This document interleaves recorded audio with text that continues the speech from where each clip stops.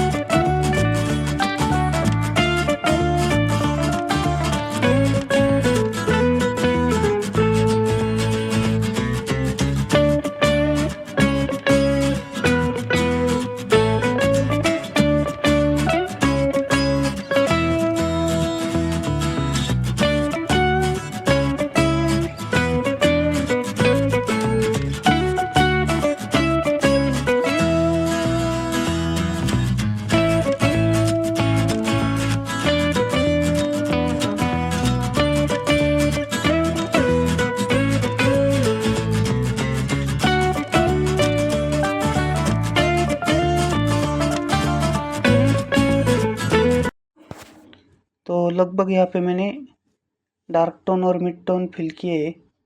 तो इसे अभी हम स्मज ब्रश की मदद से मिक्स कर देंगे। तो इससे आगे का जो वीडियो आएगा वो स्मज ब्रश पे आएगा। तो जब भी वो वीडियो मैं अपलोड कर दूंगा तो उसकी लिंक मैं डिस्क्रिप्शन में दे दूंगा। तो ये वाली वीडियो की डिस्क्रिप्शन ज़रूर चेक करना। तो यहाँ पे मैंने अभी स्मज पेन सेलेक्ट किया है और साइज़, फ्लो और स्ट्रेंथ आप देख सकते हो। थोड़ा बहुत आपके भी हिसाब से भी रख सकते हो। अभी स्मज पेन की मदद से मैं ये सारे कलर थोड़े से मिक्स करता हूँ।